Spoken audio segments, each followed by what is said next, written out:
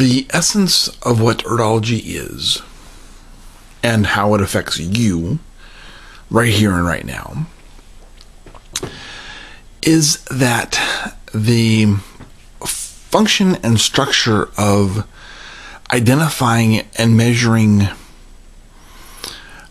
the structure of time is where Erdology came from.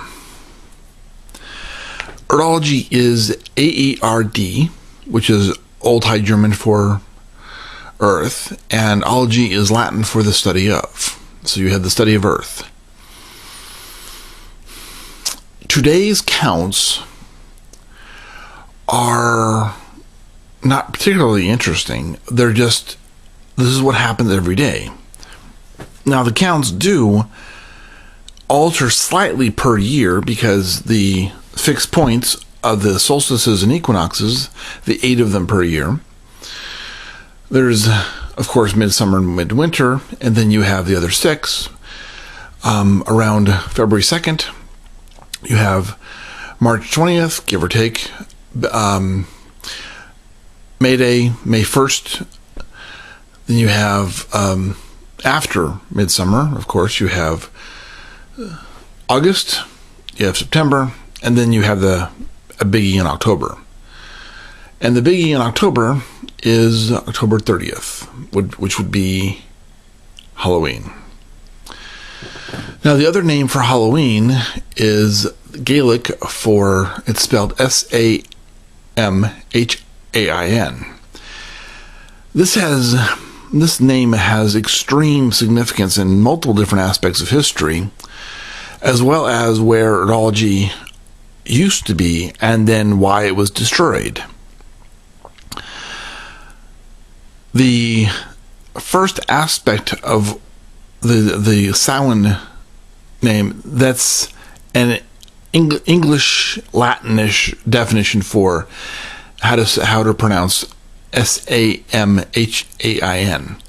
In Gaelic, specifically Manx Gaelic, which is the oldest of the forms of Gaelic, Cornish is odd, Wales is mostly kind of new, Scottish is kind of a rebuild, a couple times rebuild, and Irish is just Irish Gaelic. It's old, but it's not that old. Manx is the oldest, and there's almost no original resemblance of the original Manx Gaelic. But in Manx Gaelic, you pronounce that word as 7. And it's spelled in Latin. Its pronunciation in Latin is the most easily spelled Seben. The 7 Seben War, 1754-56 to 1760 early, something like that. Although the battles were far-reaching beforehand, and blood and letting didn't stop until 1776, and then it was called something else, called the American Revolution. And that bloodletting really didn't stop until 1812, and that bloodletting didn't stop until the Civil War, so on and so forth. The bloodletting hasn't really stopped. It's just the politicians that make decisions when wars start and stop based off of arbitrary decisions and arbitrary concepts. But Erdology itself, part of it was destroyed during the French and Indian War, which is the 7 Years' War. But since only one of the participants involved in the 7 Years' War spoke English, it's really not an accurate sentence to describe it as being the 7 Years' War, because only one culture spoke English. The rest of them, half the forces on the other side, the enemy, the ones who were defeated, spoke Gaelic. So they would have spelled it Samhain, which is a play on words for the original name of Rome, previous to the birth of Romulus, which was also Samhain. 7, the city of 7, which is a representation of the 7 areas of the pyramids, which goes into a really, really complicated aspect of history.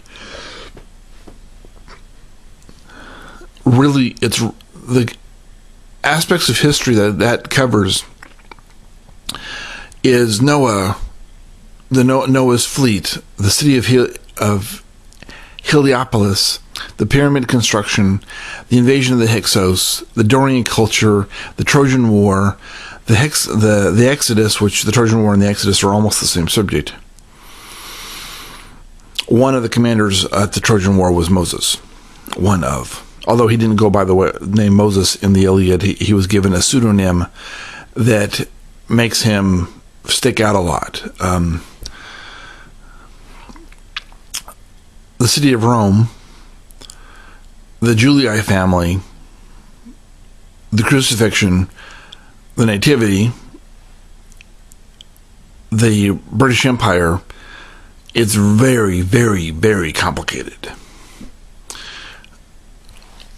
Tracking back through those battles is where Erdology was the dominant science and dominant language, mathematics, and religion, and then was slowly replaced and destroyed to hide all kinds of information and all kinds of stuff. Well, that's the stuff that is being hidden is actually pretty simple stuff. See, Erdology at its base is 8 months with 8 days associated, and 8 months are the 8 fixed points per year. The solstices and equinoxes, which have already been described, those 8 fixed points are those specific months, to and from those specific months, are exactly where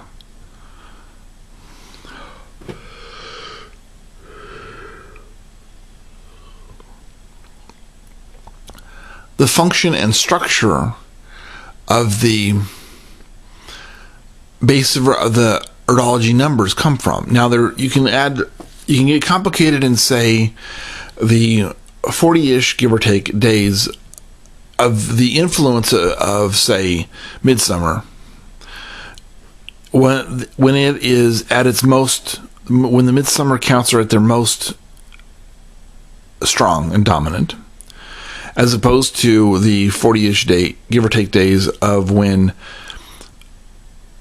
the May 1st fixed point is at its most dominant, and then the 40-ish, give or take, days of when the next one in August is most dominant.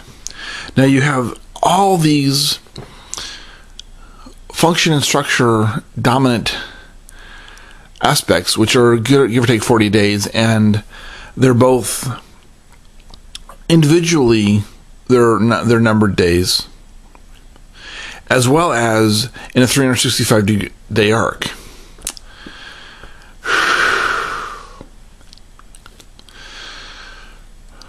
The today,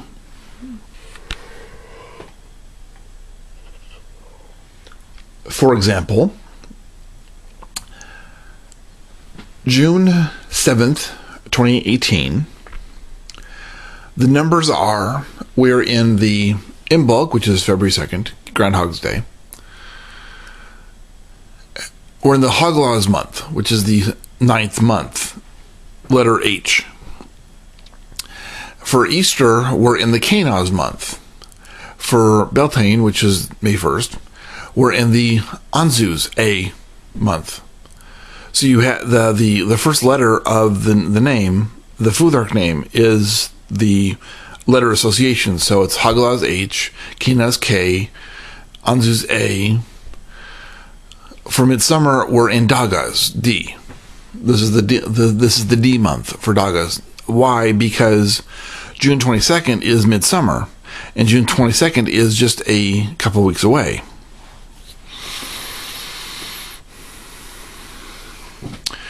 So you have D, and then you have the August, which is Inglas, which would be ING.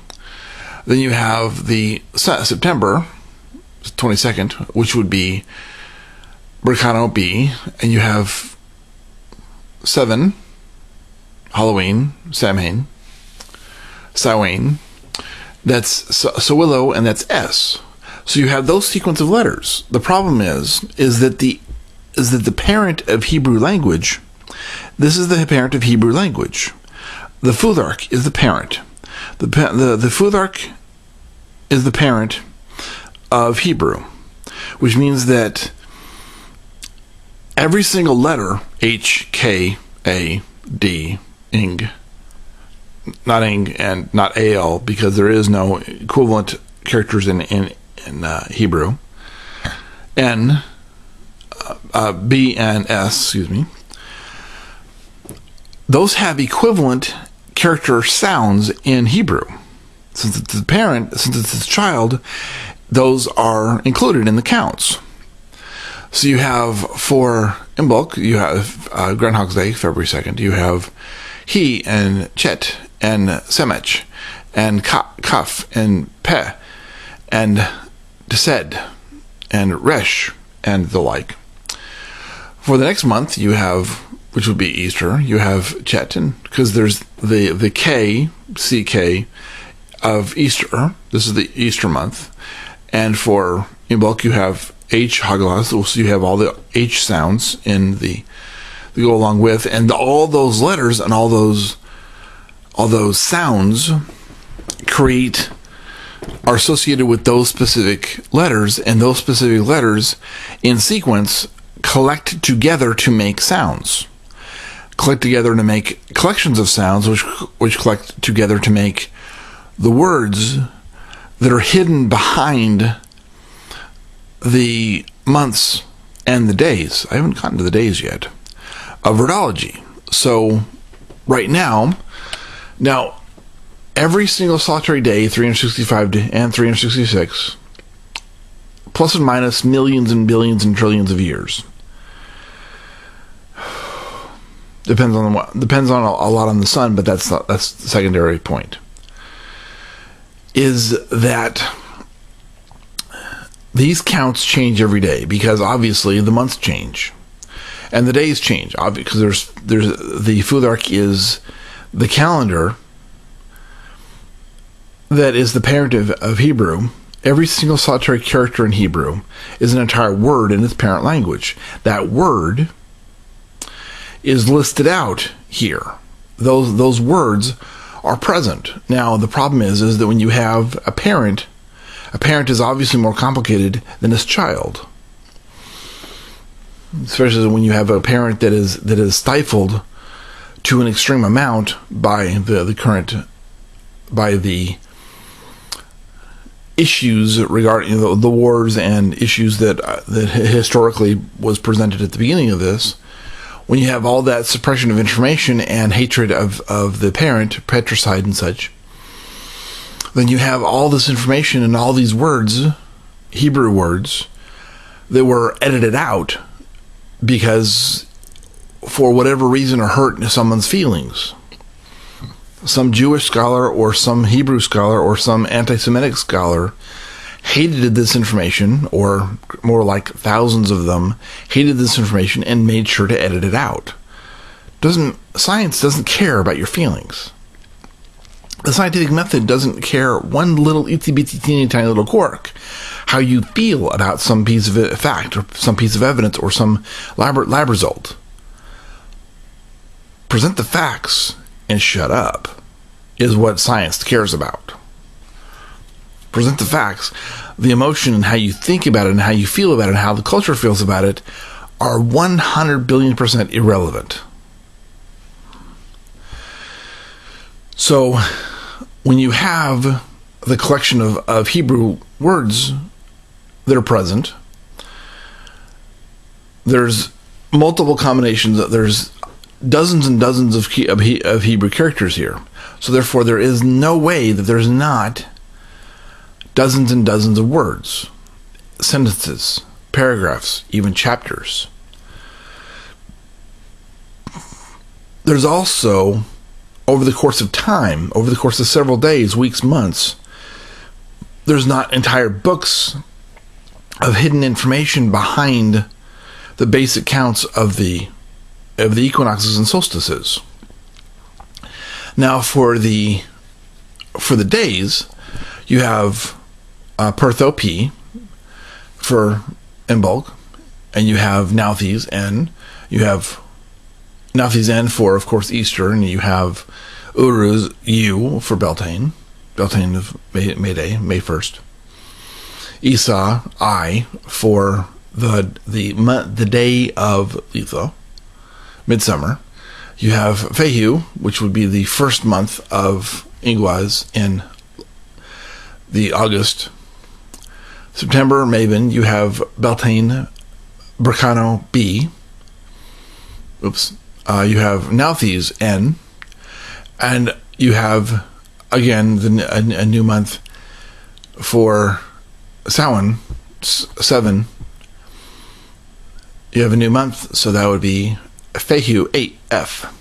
So right off the bat, with the 2F days, you have Fehu, you have LF, the first letter in the Hebrew alphabet, present twice.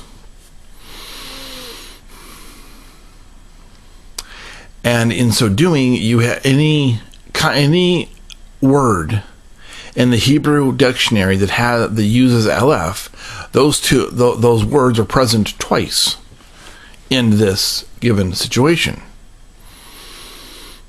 Every single solitary word that has Hebrew word that has bet in it, B-E-T, in the Hebrew dictionary, those words are present here. At least have the chance of being present, since that character is at least here. Now, things become a little complicated because these are just the highlighted months and days. There's other counts that are represented there are other counts that are present but not represented, and those other counts that are present but not represented include the year. Well, America was founded in 1776, but that does not mean that America's counts are the only ones that count in the universe, in the world, and on the global Earth, in North America. In the Americas itself, Canada has its own birth date. Each state has its own birth date. Several states are older than 1776. They were called colonies at the time, but that doesn't count. The colony birth date is important.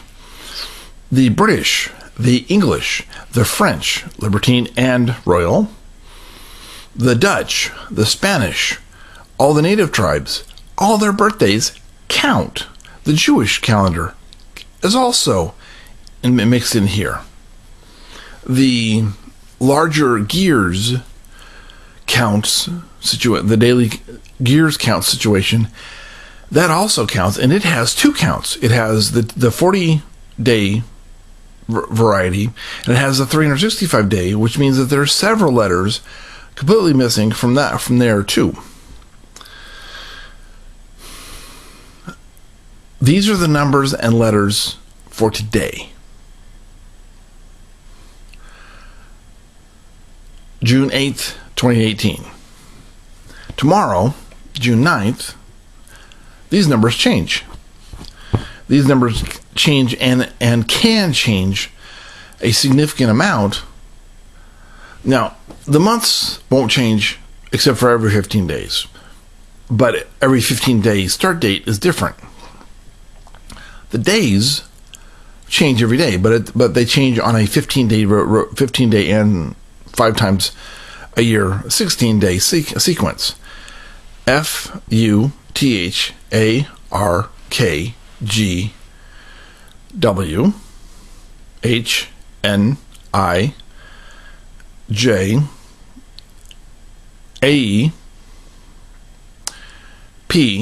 AEAL and S. Now S is only accounted for 5 times a year, except for when the month is the 16th month of the 24 months of the calendar.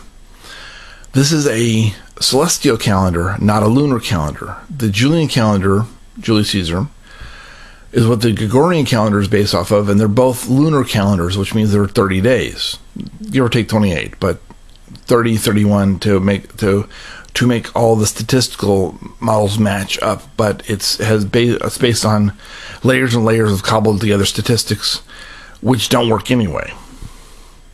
This calendar, the Erdology calendar, the T calendar that Erdology is based off of, is dead on the money accurate, plus or minus the entire length of the universe. No matter how you look at it, it's dead on the money accurate because it measures to and from fixed points. January 1st is arbitrary. Midwinter is a fixed point. Midsummer is a fixed point, which means that those fixed points don't change. You have to measure to and from the fixed point. And the fixed point, based on the sun's orbit, the sun controls the orbit of the Earth. The sun controls everything, all the orbits in its solar system. As the sun controls the orbits, the sun dictates what the orbit is and dictates what the fixed points are. The Earth doesn't dictate it, the sun dictates it. Which means there's some stuff going on astrophysics-wise and electromagnetic-wise and gravity-wise that needs to be taken into account, but that's then that this is now. So you have, in basic, you have from in bulk, you have Haglas, that's the 9th month. You have 8 months behind, 8 times 15. That gives you the number of days since February 2nd. Minus 8 because you don't start the count on the 1st. You start the fixed point in the middle of the month. There's a whole masculine feminine balance situation going on. There's one count that has it. The masculine starts on the 1st. The feminine starts on the 1st. The masculine starts on the middle, and the balance between helps everything work out. Now that whole situation makes things a little bit more complicated, but these explanations are pre-key level explanations. They're not meant to get into the heavy duty stuff. So as you work forward and you progress with understanding the mathematics, the more you will be able to understand how the letters and the words in your life start spelling things out. Whatever you do, however you go, no matter where you go, no matter what you do, no matter who you interact with, those counts combine together, and there are words being created within what's going on around you. No matter what you do, you're generating letters, because pre-500 BC, all Western languages, which almost all those languages are derived from Indo-European, and the Futhark is a first generation from Indo-European. So is Sumerian, so is hieroglyphic, so is several of the older cuneiform languages are first generation. Sumerian is first generation cuneiform language. It's first generation from Indo-European language. Now, Hittite and Ugaritic and such are some of the last of the cuneiform languages in that specific format. Cuneiform languages changed a great deal with the Roman Empire, but that's linguistics, and we're not going to go into that right now. All these collections of letters need to be paid attention to, because when you start putting them together in proper sequence in your life will start to spell things out. And as your life spells things out, you'll be amazed on what time has to say about your life. Also, if you have a specific dogma, occasionally, and sometimes not occasionally, but a lot, various and assorted sentences and paragraphs from your holy book, New Testament, Old Testament, Torah, Quran, what have you. I don't know all the holy books. I only know the Western culture holy books. Those sentences will come out in the structure of how you live your life. Would you like to know where scriptures, whatever you call them in different languages other than biblically and Christianity, just because it's a different word doesn't mean the same thing. A phrase, a sentence, a paragraph from your holy book, holy thing, whether you call it a scripture or not, doesn't matter. The fact that those sequence of words are written into your language, into your life, is the important part.